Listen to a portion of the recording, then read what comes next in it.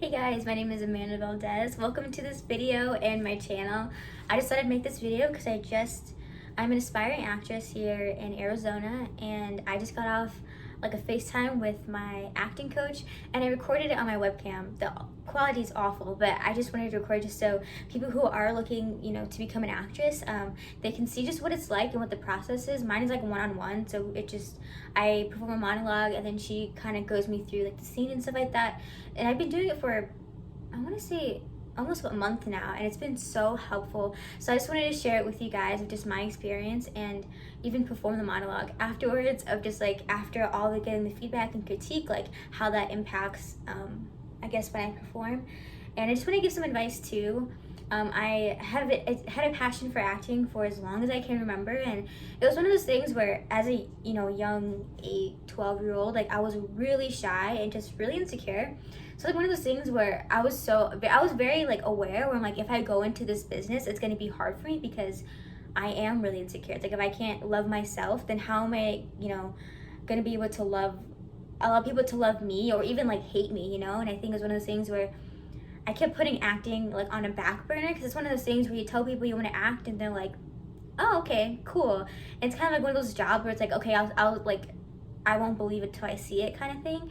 So it's one of those things where I've had a passion for it, and not just acting, but I think anything in an entertainment business. I love photography. I love making videos. I love video editing. I'm doing that now as part of this whole quarantine pandemic. I'm doing that as a side job. And I've always just loved creating videos, whether it was, commercials like at home, or, making videos with my sisters, and every single aspect of it. And I do play guitar and I sing, so any part of the entertaining, I absolutely love. And it's one of those things where always had this creative energy, and I feel like I was restricting myself a lot from it because I wanted to do what people told me to do, like, oh, we should go to college, like, you can't do anything if you don't have a degree. And I was like, okay, sure. So I tried going into sociology, psychology, because I am passionate about mental health, but I was like, no, like I don't know, like it felt too like constraining. Like I have so much creative energy where I want to be able to use all of it in the best way possible.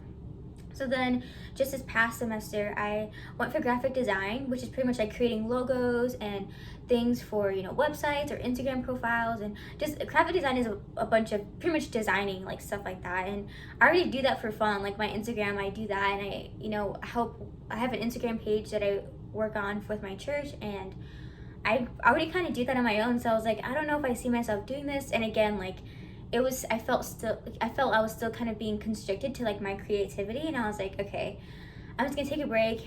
And so now I'm 22, I'm in the middle of a pandemic, and I realized I'm like, wow, all these distractions around me are gone. Like the one thing that is still like burning inside of me, like just this excitement, this motivation, is acting. So here I am. I just wanted to share my journey so far. And obviously I haven't gotten too far. I'm in the middle of a pandemic, so I know there's only so much I can do, but I just thought I'd share what I've been doing to help. And hopefully if you're an aspiring actress too who just realized, I'm gonna do this too, like I really want to go for it, like full force, I'm here to, give advice and even just share like my part of the story. So the first thing I realized, I'm like, okay, I definitely don't know where I'm at, like in terms of acting. Like I could say I like acting, but if I don't know how I'm doing as an actress, like how am I supposed to learn and how am I supposed to grow? So the first thing, as I made an account on backstage.com, it is so reliable to find castings and auditions. And I had to pay, you have to pay for it. I think it's like $99 for a year. And I just made this to a challenge for myself. I'm like, this $99 I'm putting into this website to find castings for experience, anything, like that's kind of like an investment. Like I'm gonna see what this year of using this can take me. So once I created a profile, and it's really cool because I don't even have professional headshots. Like I just took it in here in my room. I can show you the picture here. And it's just one of those things where you can create your own profile. You can put headshots, pictures, your interests, and all that kind of stuff. And there's like self tapes you can do. You can, audition for like online commercials where they literally just want you to record like in your room, like super chill. Like they want it to seem more realistic. I know I saw promos for like TikTok that you can like make ads and stuff, and there's just so much on there, and I've just kind of learning of what it looks like for castings. But so that's one thing I've been doing that's been super helpful, and that's how I found my acting coach that I have now currently. And so I've been doing that, and then I also obviously been watching a bunch of YouTubers who are actresses or who are casting directors, and just them giving me literally free advice that you can take. And it's like, you don't need to spend all this money on ridiculous amount. There's even a point where I almost spent $300 or $400 on this acting thing, and I was like, you know what, this isn't worth it. Like, I have an acting coach. It's like $30 for about like half hour, which is like perfect because I'm learning so much within those 30 minutes, and it's worth my $30. That's all I could say. And so I've been watching a bunch of YouTube videos, and I've been practicing monologues, and with my acting coach I've been reading plays. And I also got a couple books from Amazon that I think are super helpful.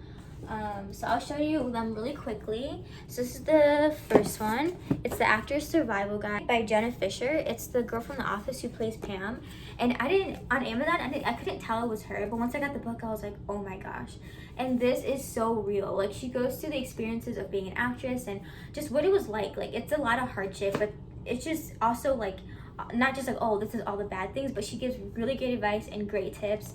And I read like more than half of this in one night. Like, this was so good. So if you want something that's gonna like help you learn acting, but it's not so like technical, where it's kind of like, this is kind of boring, I would read this one for sure. I think it was the #1 bestseller on Amazon, so I got it. I think it says $17.95. It might be cheaper on Amazon. I don't know the exact price, but this is a really good book, so I recommend this one. And then I got The Power of Your Actor. This is, again, it's gonna be backwards. I should have flipped the camera, but this was recommended by a YouTuber that I've watched recently. She's an aspiring actress who moved to California, and she recommended this book. And it's pretty much the 12-step acting technique that would take you from script to a living, breathing, dynamic character. And this has been really helpful. Like, there's a lot about just going through a character and a scene and just really making it real. Like, you don't want to overact things, and I think I haven't even finished it. I think right now I'm like this much. So I have a lot to read, and I can't wait to see what it's gonna look like once I do finish it.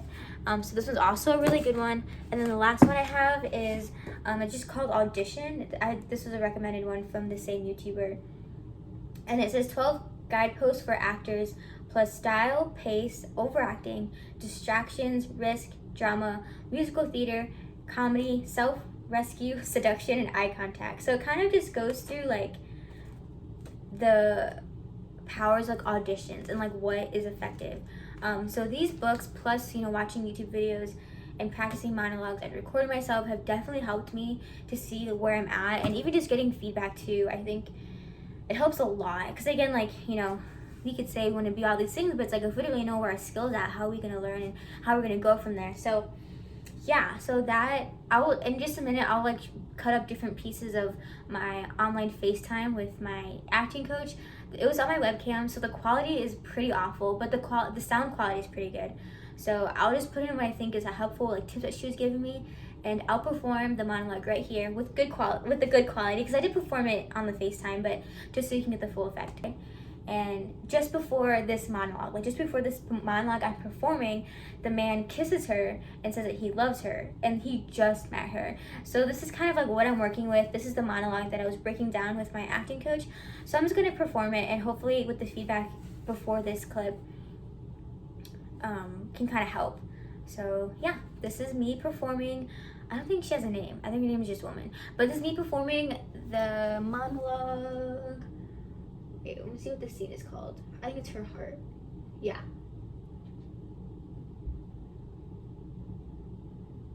Okay. So this is me performing Her Heart in the play Almost Me. So this is one of the monologues on page 22 of the play. Okay, so let's look at the scene for a little bit. It's always like, I always want to give you as much like in our classes so that you can really work. But I also think it's good to just look at this scene and see what's happening in the scene. So like in the end of the scene, and this is obviously not realistic, but I think we both know she's carrying her heart in it, right? Because it's broken. I think we can all relate to how a broken heart feels and what it is. And this writer just took it very literally now, that you're literally carrying your heart in a bag. So let's just play around with this for a sec. You're holding your bag. I think when you have like something precious, maybe hold it like here, you know? Okay. You're standing in front of this house talking with a guy. You don't know this guy. This is basically like you feel you need to do this. You just jump in your car and without thinking about it, you're standing in front of this house and then you realize, okay, where am I? So maybe if you, as Amanda, are like worried about, oh, my lines, oh, I don't know if I memorized it well, that could so fit in the story because this woman is just here. So maybe sometimes she doesn't know what to say. You know what I mean? So when you, as Amanda, are like worried about what the lines are, just take a breath. Maybe put your focus on the back because your heart is in it, because you loved him so much, and take your time with that, if that makes sense. Yeah, that makes sense. Just one more thing. Maybe play around with it's night. There are like stars in the sky. There's like a whole room, or there's a whole space around you. So obviously, because we are like on FaceTime, there's this focus point of your laptop or your phone or whatever it is. Mhm. But I am just here, but I'm not per se your focus point. You can basically use the whole room, if that makes sense. Yeah, that makes sense. Okay, so just take your time. Think about your bag and what's in it. It's your heart. You just really love someone dearly, and that person isn't here anymore. Okay. So just take your time whenever you're ready. Okay. How is that different for you? Yeah, I think the bag definitely helped, but also too, like, to kind of like give myself more time to like, because like I feel like if I was looking at the stars, like I'd be so distracted by the stars, where I'd be kind of like mumbling slash rambling because I'm just like looking at them, you know. So like having a different focal point, I think just kind of helped to kind of like to take in like the space around me. So for me, I was more aware of like the environment. I also heard the lines more. Like I was aware. I heard more story points. For example, he died on Tuesday. So that's like probably a week ago, or not even a week ago. So that's really, really fresh. And you're also saying we didn't leave things well. So, maybe the last time you just had a fight and he stormed out of the house and he died. I'm always so afraid of that, like that you have a fight and you're like, and then what if my boyfriend now like gets run over by a truck? This is, Yeah. that must be so horrible. Mm-hmm. For now, let's just pick one thing. So, what for you resonates, like, or it's like he died, like it basically happened 4 days ago, or it's like you basically your goodbye to him was like you were just cursing and calling him names, and the other one is he cheated on you. So you don't need to tell me. Just pick one thing for yourself. Just think about that for a while. I'm not asking again to generate emotions, but just like, ooh, what would that mean to me? Yeah, I don't know. Yeah, you did a great job. Even that first, and then you had a little pause. And when I'm saying stuff like this, I'm not saying that that's the way you always need to do it, but I'm just explaining like how it comes across. Though when you said husband, that had a complete different meaning. Like I could hear like, ooh, maybe she is not even clear if it was really her husband. Like maybe it's hard to say because he's gone now, and it's like, oh, my husband, that he's not here anymore. So you taking the time with that, let me, an audience member, see all the things, and every time you were talking about it, you were slowing down, and I got the impression that your character had a hard time with talking about him. Also, when you were talking about, I didn't leave things well with him, you sort of like looked down, and I felt like, oh, she probably called him something nasty, like really the most nasty thing you can think about. It was, again, you did such a great job. It's really incredible the big jump you make, and you really have a good sense of already being so natural. And that's really, I think I also said it last week, but that's really something you can rely on, because a lot of people think, oh, now I'm going to act and now I'm going to. And Yeah. once you have that, it's so hard to let go of that, but you already have such a natural way of saying your lines. So that's you can really count on that. So that's really, really great. Thank you.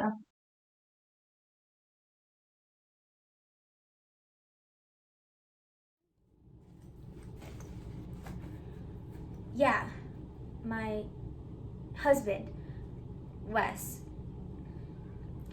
I just wanted to say goodbye to him because he died recently. Tuesday, actually. And see, the Northern Lights, did you know this?